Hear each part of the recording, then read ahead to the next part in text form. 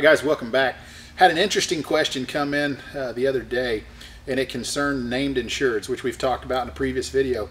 But the question was, if an aircraft was insured under a fictitious LLC. Now the question didn't stipulate whether it was on purpose, whether it was intentional, or whether it was unintentional, but would the policy pay out if there was a loss if the LLC, which would wind up being the named insured, was a true LLC or if it was fictitious. So let's talk about that one for a minute. Based on our discussion in the other video of named insured, we'll recap that a little bit. Named insured is who the policy is written for. Now, when you insure it as a corporation, an LLC, an S Corp, a C Corp, however you have that insured, if it's not an individual or partners, it's going to say Chris Davis LLC, its officers, directors, and assigns. And what that does is that allows for the members to be insured. Now, if we take that and we say there's a loss and it was a fictitious LLC, that LLC actually did not own the aircraft, well, the officers, directors, and assigns, there are none.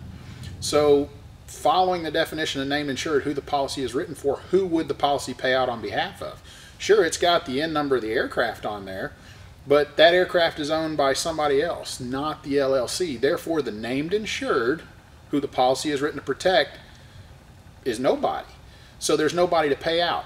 So the quick answer to that question is there would be no coverage. There would be coverage for the aircraft, but there's nobody to defend. There's nobody to pay the check to, because when there's a loss and there is a check paid, it is paid to the policy holder, and in this case would be fictitious. There is no policy holder, so there's nobody to pay.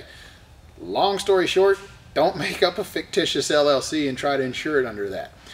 Don't register your aircraft under a fictitious LLC with the FAA. Now you got more legal trouble than you know what to do with. Having said that, FAA is one thing, insurance are another.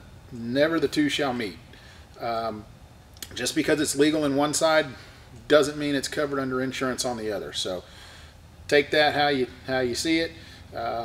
But don't try to come up with fictitious things. Don't try to scheme the system. I don't know that that's where the question was directed to go, but no, there would be no coverage for a fictitious LLC being insured because there's nobody to insure. Short answer to a long question, or short question for a long answer, whichever way you want to look at it.